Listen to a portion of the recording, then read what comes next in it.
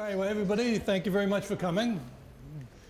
Today we're going to talk about businesses and stores in Franklin, where we're going to specialize on service stations and car dealerships. Now, as we go along, I'm going to give information. Anybody has any kind of information that you think either I got wrong, or if you want to add information, please speak up, because we're all here to learn, and you guys have probably a lot more information than I do. So feel free to speak out. Okay. A lot of my sources are from Franklin Register, which was Franklin's first newspaper, and the Franklin Sentinel, Stanley Chilson's collection of films and everything. I was able to capture a lot of pictures from that. And then there's these Sanborn fire insurance maps that show a lot of where places were in town, really very helpful. And then people have let me take pictures of their garages and things like that, and been very helpful. And you'll see some. I'll try to make sure I give credit to people where credit's due. And of course, I always like to mention the Franklin Historical Museum. It's a great place, as you can see. And Alan Earls has this publication every morning at 7 o'clock, get an email, and it's like an online newspaper, and it's really a good publication. So let's begin. Okay. Now this picture is of downtown Franklin, and it's looking towards the town bridge. This is Main Street, and as you can see, there's a couple of horseless carriages, as they like to refer to them back then. The early 1900s, and when cars started to really become prevalent, the Massachusetts Highway Commission said, we probably should start registering cars, because they're going to start making up some rules. I mean, you can't have just cars just running around like without some kind of rules, like stopping and driving on the right and things like that. But they also said we also need for cars to be registered. So in July, they've decided, okay, we're going to, everybody that owns a car that's not muscular driven, meaning horse driven or whatever, has to be registered. And so they said, okay, whoever the first person is that shows up gets registration number 1. And according to the Massachusetts Registry of Motor Vehicles website, Frederick Tudor got registration number 1, plate number 1. Can you imagine? Oh, wow. What year? 1903. I'm going to show you, in fact, I'll go right to the slide right now. In 1903, in September of 1903, they started issuing the new plates, new numbers. They didn't have plates at the time. What they were expecting people to do is make up some kind of a fake plate until the registry starts making them. But from September 1903 till December, plate number 1 through 3241 was issued. And then from 1904 to the whole year, they went up to 7,000, and so on and so on. And some guy named B.M. Rockwood got plate 491, F.H. Appleton got 595, and Dr. Gallison got 761. And about 2 hours ago, I was talking to a guy. He told me I can use his name. I wasn't going to, but Jim Lane, good friend of mine, he's got plate number 58. And I'm telling you, every time I look at a plate, it's got just a couple of numbers, like, wow, that is so cool. So he told me he got it from his father. But yeah, so plate 58, that's really cool. And the plate you see over here is like just a typical number plate that I got off the internet. Plate number 1, antique plate. Now, antique plates started in 1951. And so if you ever go down to the Cape, down to the Heritage Museum, they have a car museum down there. Plate number 1 is there. So I took a picture of it. So that's on I think it's a 61 Corvette. Beautiful car. But antique plate number 1. So we'll talk about Dr. T.L. Martin's garage on 4 Summer Street. Now you're probably thinking, well, where is that house? That house is on the corner of East Central Street and Summer Street. So if you start walking down Summer Street, go a little bit and then you turn to the left, it was right there. And today that's where the gas station is. Yeah, well, actually, yeah, you're going to see in a minute a better picture of that. But that was the home of Aaron Hotwell Morse. He was the one that developed the Morse Opera House. He owned all property downtown Franklin there. And that was his home until 1892, when he built a new house up on Main Street. And it's a house that I've probably visited quite a few times, and I bet you just about everybody in this room has visited that house at one time. It's the Ginley Funeral Home. But his daughter continued to live there, and then in 1895, she married Dr. Martin. Dr. Martin was a local veterinary surgeon, and so they got married, and they started living in that house. But Dr. Martin was kind of an expert on cars, and really interested in cars, so he started selling them out of that barn in the back. So I think we could point to Dr. Martin as being the first car dealer in Franklin. I haven't seen anything to the contrary, so he was the first. Yeah. And then later that year, Aaron Hartwell Morse died, and I'm assuming that maybe the daughter inherited the house, and Dr. Martin continued to live there. And here's a couple of ads, one from 1893. The Fletcher Block is where today's Rockland Trust building is. And remember Vargin's Market, that gives you some perspective. It was in behind that. That's where his office was. And then by 1909, you can see that he was selling cars, and he had an office at 9 Summer Street. Now, 9 Summer Street's very important because it's that building. Remember Simon & Son used to use that as a storage building. But that was a garage, and quite a few car dealers started in that place, and we're going to talk about that. But this barn was constructed about 1909, and that's where Dr. Martin continued to sell cars out of that building. Now, if you'll see all the bunting and everything on the buildings and everything, that tells me that picture was taken in 1928, because there was a big celebration that year for the 150th birthday of Franklin. So that's what that's all about. But there's something else in that picture. See, the arrow's pointing to that license plate. And there's a close-up of it. And so what's unique about that plate, it's definitely a 1928 plate. And the reason I know that, if you look at the bottom of the plate, from left to right, you see, well, you can't really see it there, 1928. The arrow's pointing to a codfish. And then to the right of that is the word mass, M-A-S-S. Well, they had a big controversy that year. Apparently, the fish looks like he's swimming away from Mass. Well, the fishermen in Massachusetts had a bad year that year. And they blame the registry for the bad year. Imagine that? So, you can't really see the codfish all that well in this picture. However, guess what I've got? A codfish plate. A real plate. Yeah, I'll pass it around so you can see. But there's 1928, and there's the codfish, and there's Mass. Well, I'm not going to pass it around. All right, I trust you guys. All right. But anyways, so the following year, I guess they said, well, we'll take the codfish off the regular plates, and we'll only put it on the truck plates. And yes, the codfish was facing towards Massachusetts on those. So, yep. Yeah, I know it, huh? Yeah. Yeah. And the colors on the plates went from green, next year would be blue, green, red. They'd work back and forth. And those are the years when plates were issued every year. I don't want to get too deep into the weeds on license plates, but anyway. Yeah, so that's the codfish plate. And then in 1910, the Courier, let's see, what's it called? The Courier car had arrived. And so Dr. Martin started selling them. And, Courier touring car. And I got a picture off the internet of one. It's kind of a nice car, huh? Wow. And it went for $1,050. Yeah. And it says now can be seen at the garage. That tells me that's the new garage. So he's now selling over there. Now, in 1915, he decided to take on a partner. His name was Leonard Supple. He was the son of Joseph Supple.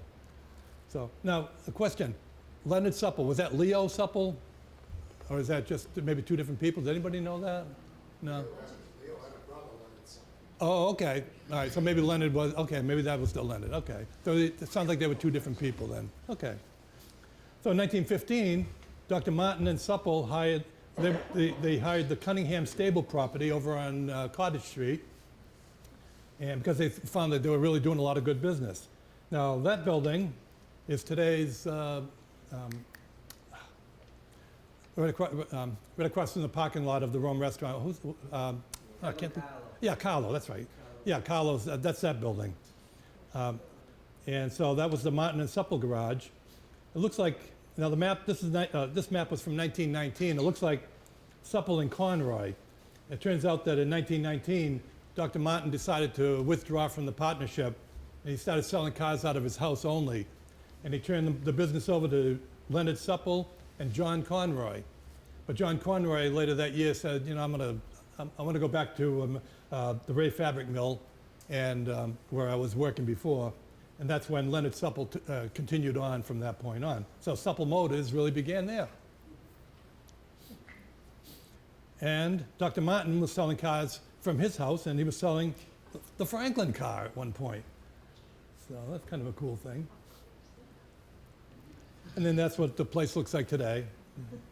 So that house is still there, to the right of the big building. Yeah, it's still there to this day. Leonard Supple's garage. So, the Vim delivery car. I saw this ad. I said, wow, I want to find a picture on the internet of a Vim delivery car. And sure enough, there it is. Yeah. That's a 1920 car, by the way. So. And then 1928, I saw an ad, and it looks like he took on a partner named Polsey. I don't know. I looked it up. Tried to look up to see who he was. But didn't matter because in 1929, it looks like he went back to Supple Motors. So, but 9 Summer Street. Yeah. And then by 1932, it looks like he did move over to 71 East Central Street.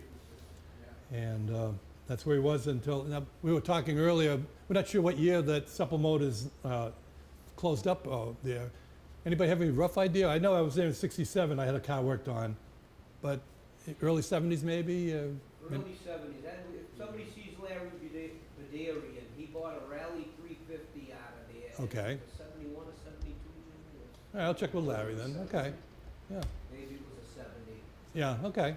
Very early 70s, he was still in operation. Okay, yeah. Then Joe Lazzarini took the garage over to run his catering business. Yeah. That's a 55 Oldsmobile in the front of the showroom, and that's a 54 Olds coming up the hill. Because, like I said, you knew, when you looked at a car back in those days, you saw that grill, you knew that was a 55. You knew that was a 54. You know, not like today, you know? And then that's what's today. Veteran Auto Body actually started there. Yep, sometime in the 40s. I saw this ad for 1948 at 9 Summer Street. So Joe Hunchard was the owner at the time. And then at some point before 1962, they moved to Hunchard's Curve, as we used to call it. And now check this out. Before there was, well, green stamps were fashionable back then, but they came up with their own version of it, apparently. For every 10 cents, you got a stamp. And the book represented $10 worth of purchases when it was filled. So for one book, you could get clean and adjust your spark plugs. For 2 books, you got 2 quarts of oil. For 10 books, you got 5 quarts of oil and a grease job. Wow. So, yeah. Arnold Baker Motors, down on 138 East Central Street. The advertisement is 1925, and it was, at the time, there was a guy named Clarence Arnold, had a garage there. It was Arnold's Garage. And then by 1927, it looks like he took on a partner, M. Baker. I'm not sure what the M stands for. Anybody know? No? Okay. So they formed a company called Arnold Baker Motor Sales, and they were there in 1930. But then in December of 1930, they sold the business to a local Ford dealer that was well known in the Woonsocket area. And Mr. Arnold had retired from the business, but Mr. Baker decided to relinquish his Ford franchise. And then it said that it was reported that the new owners were going to negotiate a downtown building that was used as a garage, and they were going to put the Ford dealership there.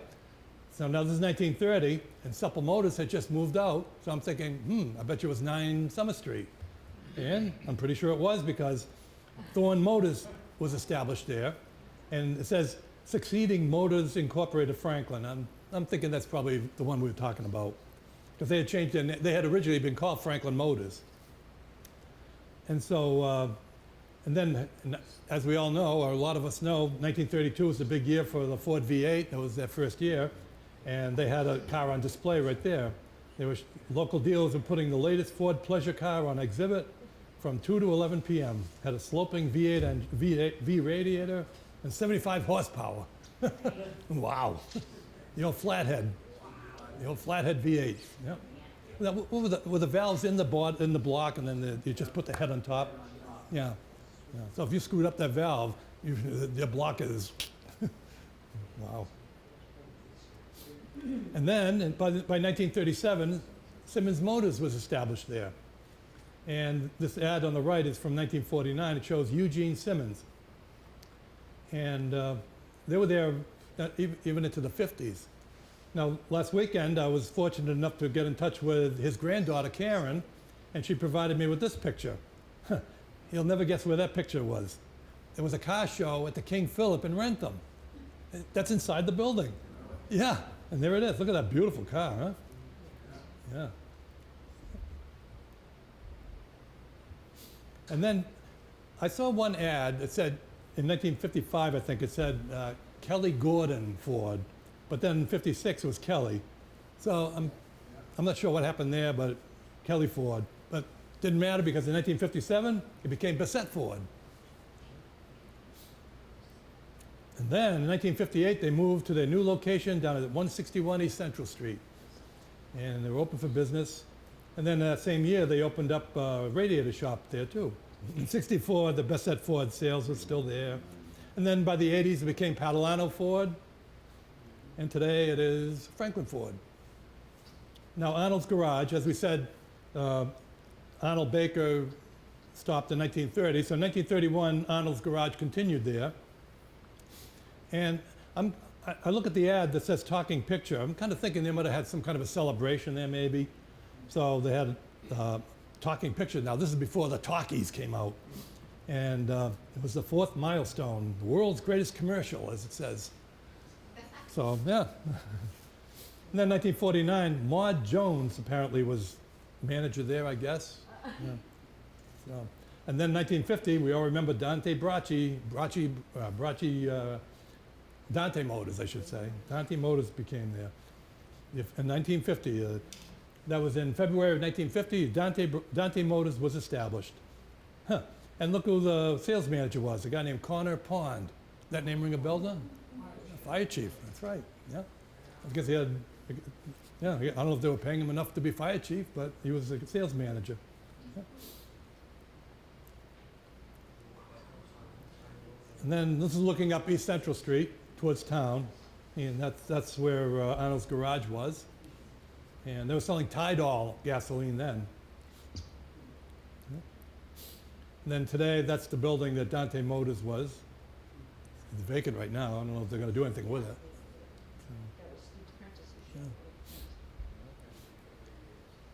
Yeah. Central Auto. Now 9 West Central Street. Now I saw the ad, it said Central Auto Service and 9 West Central Street. And looking at the records, you can see what 9 West Central Street is that building. And you can see gas pumps in the front. So I figured, well, that must be where Walton's Central Auto Service was. Now, there used to be a Walton's radio shop right in the block right there where Chiefy's Barber Shop used to be, right in there. Well, the Chinese restaurant is today. And I'm kind of thinking maybe there's a connection between that Walton's and this Walton's. But anyway, the sign is, you can't really read the sign, but it looks like it almost says Ray's Auto Service. I'm not sure if it's Ray's, but anyway, the ad says it was at 9 West Central Street. That's fine. But then they moved over to Central, across the street from today's black box, and another fire chief. Who's that guy? Charlie Guerra. He was the manager of that. So, yeah, the fire chiefs. And then we all remember well, who knows what that bar room was? The Abruzzi Club. That's right, the Abruzzi Club. And Central Auto was down below. And then in '64, a guy named Randall Burnt apparently was managing it. Oh, it was out back? Oh, he was out back. Oh, okay. All right. A used car business? Okay. Oh, good to know. Yeah, well, it used to be Friendly's Ice Cream. Remember Friendly's used to be in that building? Right there, yeah. Right across from today's Black Box. Oh, well, today, there it is.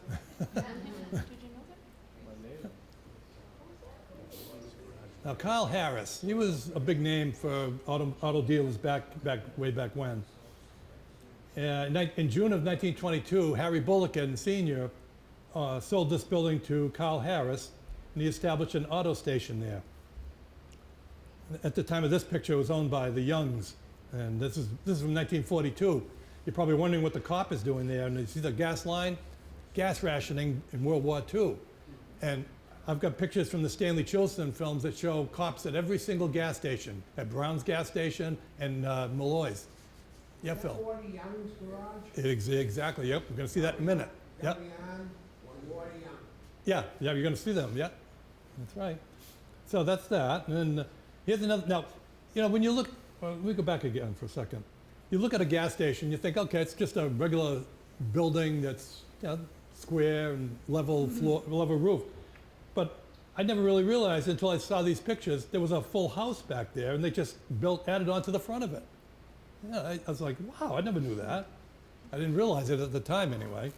So this is from 1937. They had every year they'd have a bicycle parade downtown. So yeah, and then the building to the left is eventually Mazzone the tailor took over that building. At this time, it was a shoe repair shop at that time.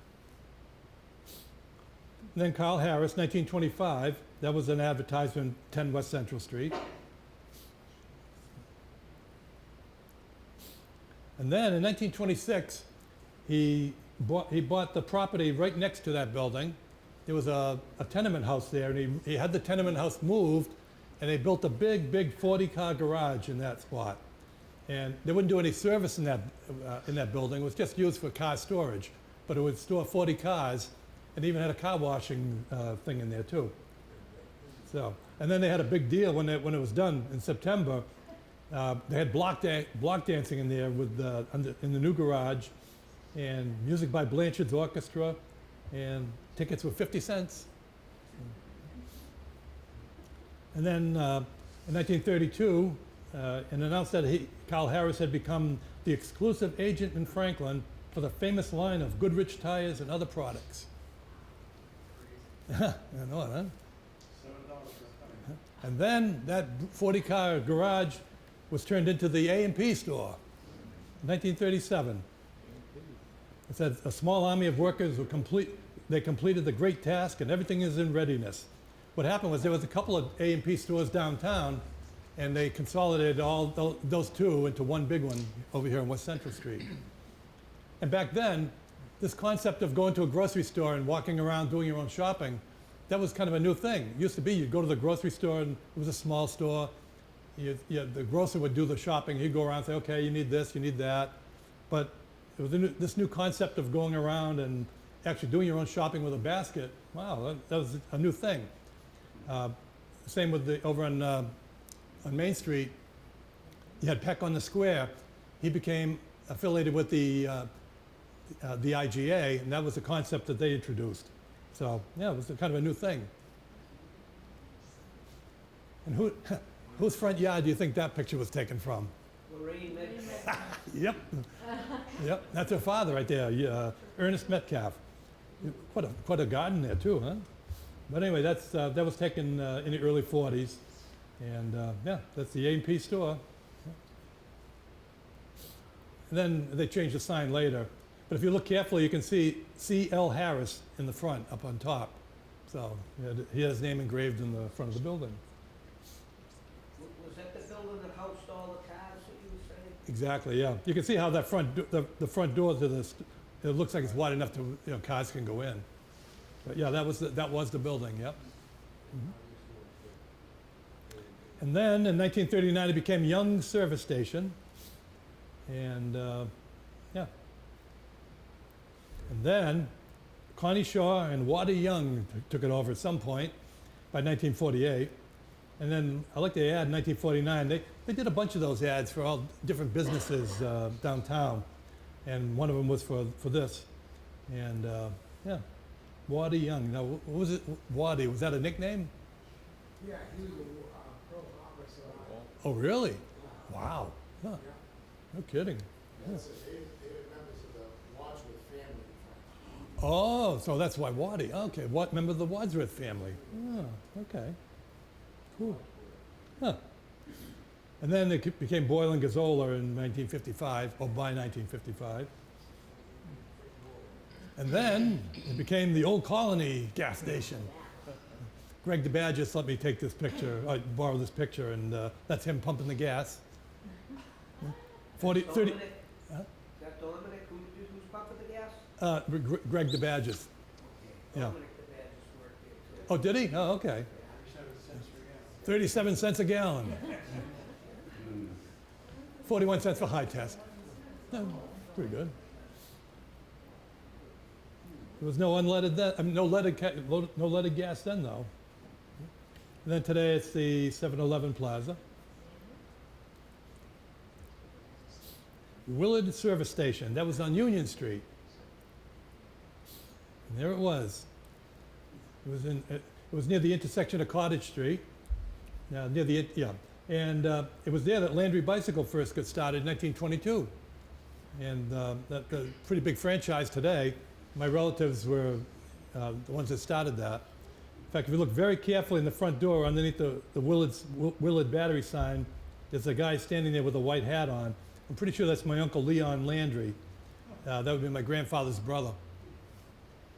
So, but then in 1922, they also bought the motorcycle business of Clarence Arnold at 136 East Central Street, which would be next to where Dante Motors was. So Clarence Arnold had a motorcycle business there. Now, Leon W.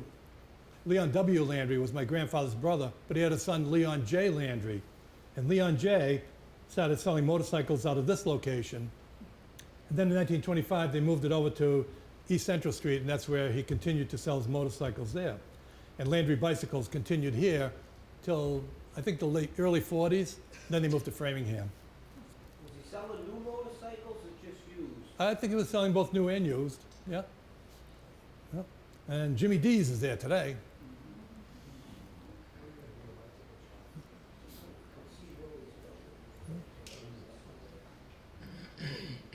And then Leon J., when like I said, he started there. Okay, so look at this ad. It's here, the new Streamline Harley Davidson. Yep. Yeah, okay, anyway. And then in 1926, he said, you know something, I want to move over to the East Central Street side. So he said, our business having outgrown our present building, so they decided to move it over there. Joe, was that the Landry who lived on Grove Street? Funny you asked that, because that was Francis Landry, and his father was Leon W. Landry. Yeah. And his brother is the one that took over Landry Bicycle over in Framingham. His name was Wesley Landry. So Francis Landry and Wesley Landry were brothers. Wesley took over Landry Bicycle when it went to Framingham. But yeah, Francis, the one on Grove Street, was the son of Leon W. Landry. Mm-hmm. The George Cody Garage over on East Street. If you go down East Street, you just before you started taking the bend to the right, that's where that was. Apparently, I think that was a blacksmith shop, I think, at one time, but then George Cody took it over as a garage. But in 1939, they had a fire, just, devastated the buildings. So they rebuilt it, and Stanley Chilson was there when they were in the process of rebuilding it. And that's what it looked like then. You can even see the Esso sign was still where it was in the same place. And today, that's that. Apparently in 1951, the George Cody Garage went up for sale. George Cody apparently had just died. And that's what it looks like today. Carl Vischow. So back in the early 30s, Carl Vischow was an authorized Chevy dealer in both Franklin and Rentham. Apparently on some dead-end street garage in Rentham, that's where he was in Rentham, He was in Franklin somewhere, I'm not really sure, but, and this is where the Vozella connection comes in. Right next door to, well, in July of 1931, Raphael Vozella built a garage in the vacant lot next to the Venice Cafe. And what happened was, and then he was going to do that, he wanted to lease it to Carl Vischau. And this is a 1934 picture that shows it when Wallace Smith owned it. What happened was, in 1927, Raphael Vozella owned the land right there. And he wanted to build a theater there. And it was late 1927. And he was going to start construction in April of 1928. But in February of 28, the Morse Opera House burnt down. And the Morse family said, we're going to build a theater. So now Raphael says, you know something, maybe we shouldn't build another theater. Maybe we only need one. And that's when he built the brick building that was the Venice Cafe. But apparently he had a grocery store in there at first. And I'm sure the Vozellas can fill me in on exactly when the Venice Cafe started and so on, but it was part of that. So Raphael Vozella was the one that built that garage. Yeah. Now, Doug Miller, who is the son of Ken Miller and the nephew of Leslie Hockey Miller, gave me a few pictures, actually just yesterday, literally. This is a picture when the garage was owned by Leslie Hockey Miller. And yeah, it's kind of cool. What's that? That's Malloy's garage. Okay. Yeah, that was taken late 30s, late 30s, maybe early 40s. I'll have to zoom in on that license plate. That'll tell me. And then in 42, here we go with the gas rationing again, and that's what it looked like back then. And I think Jim Malloy owned it by then. Huh, you're gonna love this. In 1954, there was a hurricane, and of course, when there's a hurricane, you have a power failure. So now, how are the cars going to get gas? Well, the next picture will show you what they were doing. They pumped up the car with a bumper jack, bumper jack, and they put a belt between the rim on the car and the pump, and they ran the car that way, and that's how they got the gas out of the ground. Can you imagine if their car ran out of gas? They'd have to go next door to the garage and say, hey, can we have some gas? Hey, yeah, what for? Oh, car ran out. Sorry. Cool, somebody got a picture of it. I know it. That is cool. I know it. Well, strangely enough, now you see that's mobile gas, right? And across the street at Malloy's was Atlantic. This picture was taken at Brown's garage across the street, so they were doing the same thing on both garages. Yeah. But anyway, yeah, is that cool or what, though, huh? Yeah. Surprised that Fender held the car up. Huh? Surprised that Fender held the car up. I know it. On the fender looks like. I know, but how many of us went into cars to work on cars with a bumper jack and no safety? And we're still here to talk about it. Underneath that thing.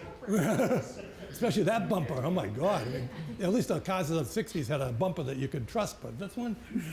Woo. Then in the 60s, a fire destroyed Malloy's garage, and they built a new one. And I'm not sure if this is a newer one than the new one, but that's what's there today. And in the late 60s, the Venice Cafe and the house was next to it were torn down, and they expanded that. Yeah. Morse Saccone Station. Who knows what Saccone stands for? Mobile gas. Huh? The mobile gas station. Yeah, it was, but the name of the oil company, Standard Oil Company of New York. Saccone, yeah, because Sunoco is Sun Oil Company. Yeah, that's how Sunoco comes in. Yeah. Yeah. Oh, like Conoco or Conoco is, I think it was Consolidated Oil. I think. Yeah. So this advertisement was from 1928, and then the Morse family decided to put a little gas station in front of the Morse house. You can see it's right on the corner of Summer Street, and you can see Dr. Martin's house was still there. And right on the front lawn, they built that garage. And his son, I guess it was his son, his name was Horace Morse, Horace S. Morse. And that became Morse's Saccone Station. Yeah, pretty cool. That was the original, like Brown's gas station, it's on the corner. Exactly, yep. Then you had the Gulf station, Lindy's Gulf, Right. behind that, and that house was in there, Yep.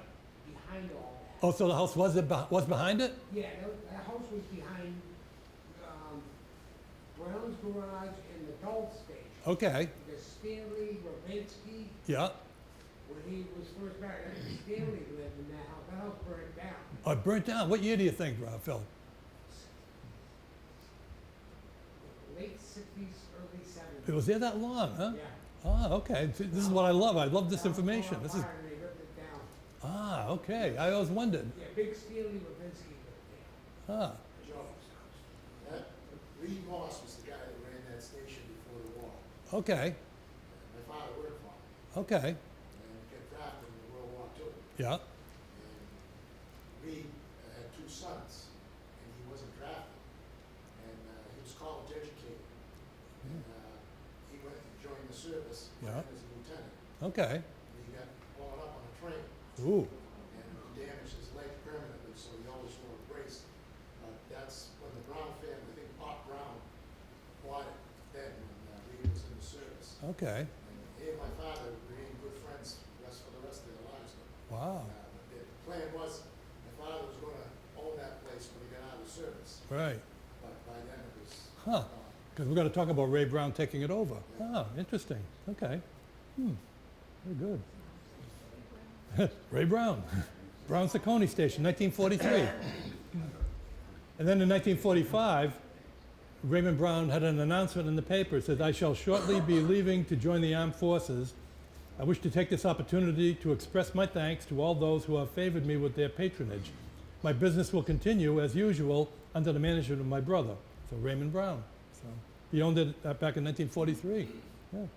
And then, as you say, in 1952, he redid the garage over to look like that.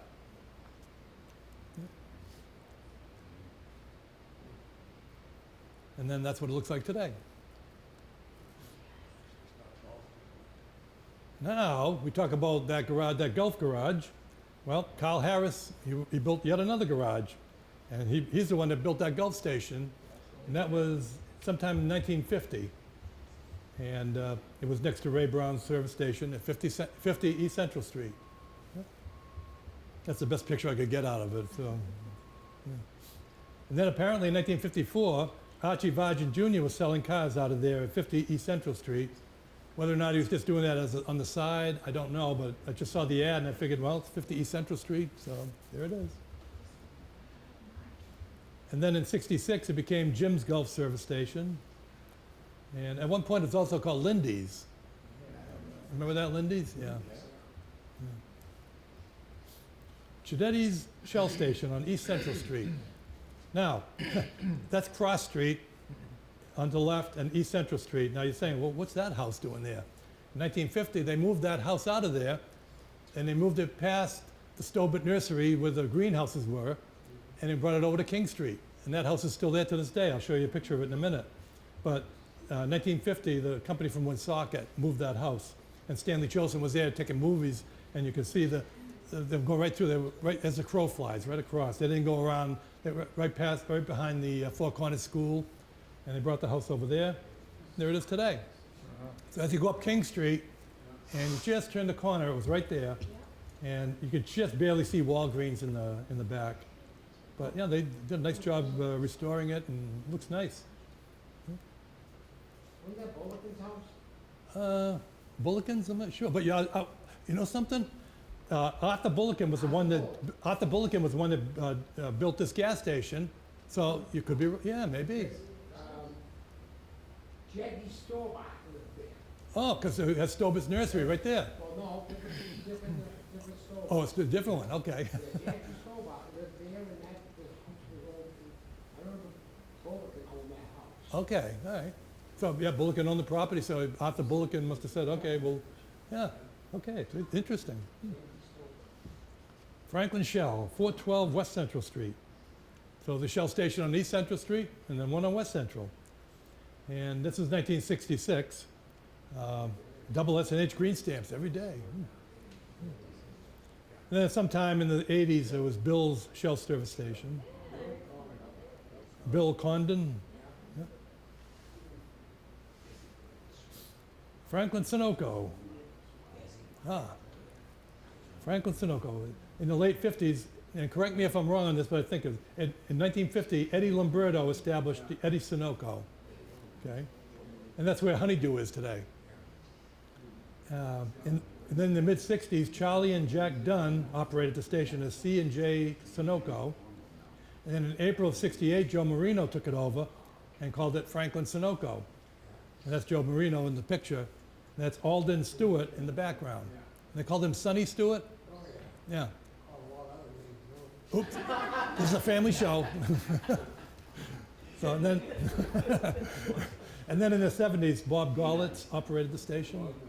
Yeah. A Jenney service station down the corner of Brook Street and Lincoln Street. I saw this ad from 1947. A guy named Richard Ruggles apparently had established a Jenney service station there. That's the only information I was able to get of that station, but there it is. And then Edmunds Auto Sales. Edmund Vendetti. He operated Edmunds Auto Sales up on West Central Street, up almost near Hunchard's Curve.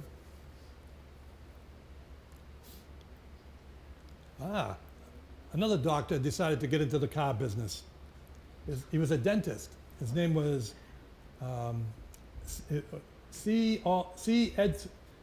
Edson Abbott, no, Dr. Abbott. He was a dentist, and his practice was in 30 Main Street. That's the Dana Block. That's where Teddy Gallagher's is today. So he was a dentist, and in 1910 he decided to sell cars. So he started to sell Fords, and he sold them at this point. He sold them right out of his office at 30 Main Street. However, in 1915 he decided to build a garage called Abbott's Garage over on Cottage Street, and that was that building. And that, yeah, that's right. And this picture was taken in the 20s, and I got a funny feeling the guy on the far right is Donald B. Chapman. Can anybody tell that? That is him? Yeah. Is that Donald Chapman though on the far right? You couldn't tell? No. Okay. I remember the garage. Yeah. Oh yeah. Yeah. So I'm pretty sure that would be him. He's well dressed, and I just think it is. But Joe, is that building where the barber shop is now? Yeah, so it was right next to Kevin's shop. exactly. Yep. It was a pizza shop. Yep. Because Kevin's place is 10 Cottage Street. This building was 12 Cottage Street. Okay, very good. Yep. So in 1919, Dr. Abbott died, and the owner of the Abbott Garage, he was the owner. Then Harry Gebb and Donald Chapman took possession of the Abbott Garage, and they established the Gebb Chapman Company, and they continued to sell Fords there. And they also took on the Abbott line of Ford, Dodge, Buick, and they also added the Goodyear tire service too.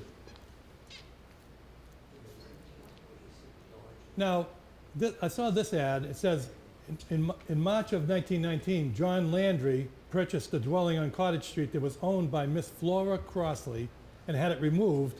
And then the following month, the Gebb Chapman Company began construction of a garage on that site. I'm wondering if it was to the right of the Chapman Garage. I'm not sure. I'm pretty sure that's what it would have been, because it was completed in 1919. Now, the Chapman Garage was already completed, and the 10 Cottage Street, that was the former Supple Martin Garage. So that's what I think happened there. But anyways, then Harry Gebb continued working at 10 Cottage Street, and Donald Chapman continued at 12. So, and then Donald Chapman, this is from 1932, commercial. And then here's a picture from the 40s that shows the Chapman Garage. And then that's what it is today. You can see Carlo Auto Sales. You can see the barber shop. Then Harry Gebb, as I said, he took over the 10 Cottage Street and had his own business there. And he formed the Harry Gebb Company at 10 Cottage Street. Now in 1924, he retired as the manager of that company, and he sold it to the Norwood Buick Company, who renamed it the Franklin Automobile Company. That advertisement on the left is from 1924, when it was the Franklin Automobile Company and on Cottage Street. And a guy named J.F. Laird was the manager. Then you look over to the one on the right, and now it's taken on the name of Franklin Buick, and they're still at Cottage Street. However, by June of 36, they had moved down to 243 East Central Street. And it was still called Franklin Buick. You'll see in a minute where that was. And then 2 months later, they moved Franklin Buick downtown to 17 East Central Street. That would be where the Sentinel building, the Sentinel block was. The Sentinel office had their thing there. No, that's next to it. What's I going to say? John Rizzoli's Pharmacy used to be in that building, for those of you who remember that. Yeah. Yeah. So that's where they moved to Franklin Buick. And I'm going to tell you, let's continue on. Okay, so here's 243 East Central Street. Now that garage probably looks familiar. That was Miller's Garage. That's right, Miller's Garage. We're gonna see it in a few minutes when it did become Miller's Garage. But at this time, it was Fitzgerald's Garage. Now this building was built in 1925 because on top of the facade it says 1925 Garage. So a guy named Fitzgerald owned it back then. And Franklin Buick apparently moved there, and then, yeah, because you can see 17 East Central Street. Then a guy named Fitzpatrick was the manager of Franklin Buick. So I think there's a connection between this Fitzpatrick and the one that owned the garage. But anyways, and then a few years later, Hockey Miller would take over this garage and rename it Miller Motors. Well, what happened was the reason Chilson was there to take pictures. Apparently, one of the gas pumps had a fire, and it was knocked over, and that's the result of what's left of the gas pump. But that's what that was, yeah. Yep. Then Franklin Motor Equipment. In 1928, the Franklin Motor Equipment opened up on Main Street, right next to where Vargin's Market was, right in that building. That's the Fletcher block.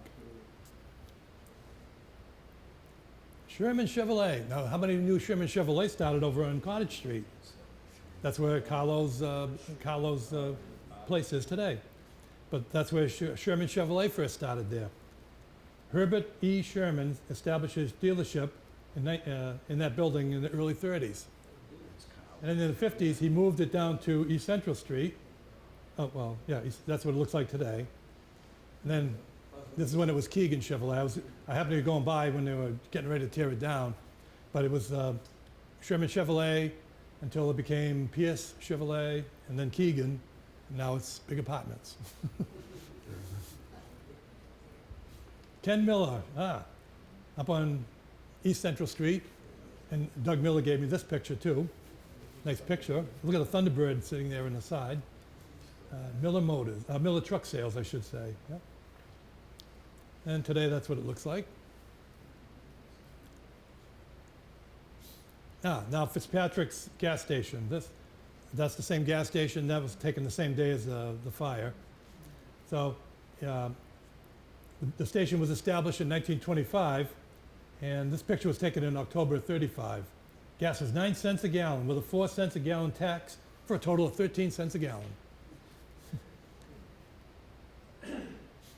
And Hockey Miller took it over and became Miller Motors. And they specialized in it. They sold international trucks too. Yeah. And then in 1948, he started selling the Kaiser Frazier cars. And those are pretty cool. The one on the right, though, brings back some memories for me. My grandfather had a Henry J. How many remember Henry J's? Yeah, huh? Were they cool or what? In 1950, Henry Kaiser introduced the Henry J. And there it is, the Henry J.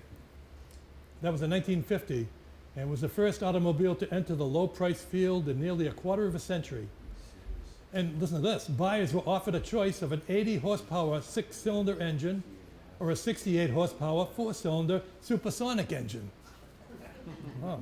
But both engines were available with overdrive, and they promised 30 miles a gallon. Wow. So a buck of gas would go a long ways there.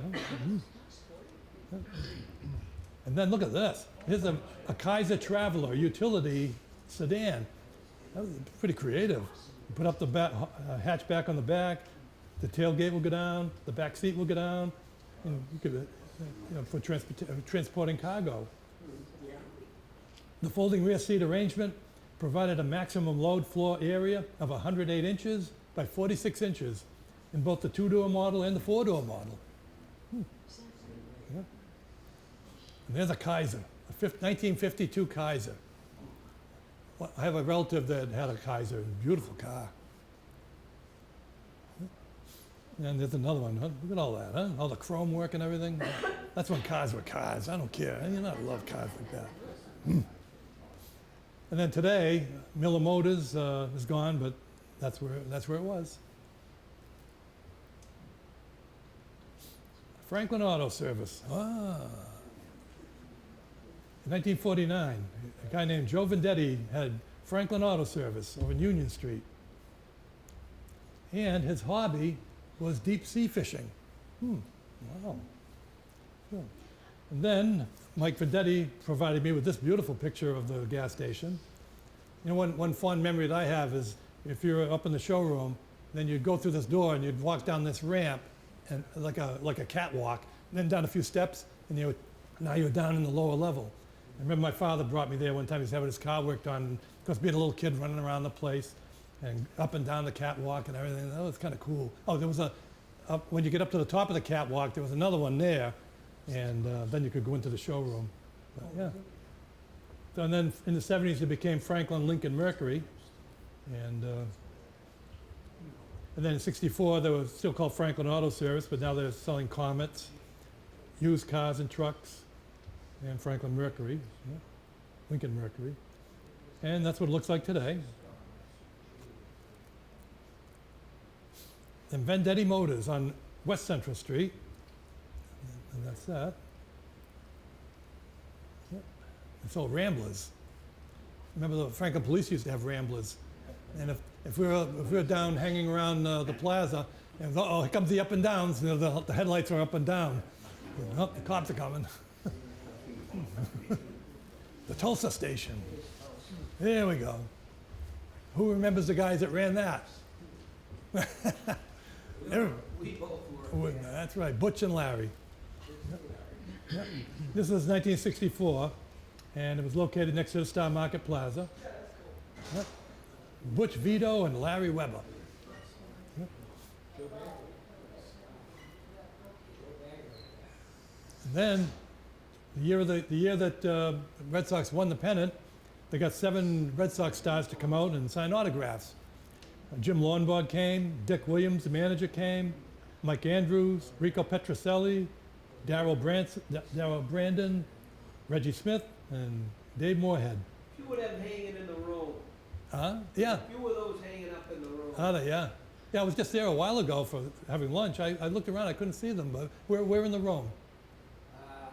On this wall, the wall towards the street. If you were, okay. If you were in the bar looking towards the street. Okay. That's why I didn't see it. I had my back to that wall. Okay. Chinetti's ignition switch. Yep. In the 1950s, Alfio Chinetti established his garage in this location where the Sims blacksmith shop was located. In the 40s, I think they sold it to an Armstrong family, I think. Yep. Then in the 50s, Alfio Chinetti came along, and he developed that place as the ignition switch. Then some guy in the 80s took it over. Some guy named Jim Crandall. That's him right there. And he established the American Automotive Company. And notice the Red Devil plate hanging down the bottom? Yeah. That one. I gotta always acknowledge the Red Devils. They're a great auto club. Yep. And with that, we'll finish up with the Red Devils.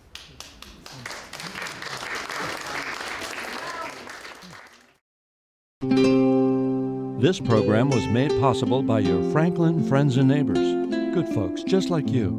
Thanks for supporting Franklin TV. And thanks for watching.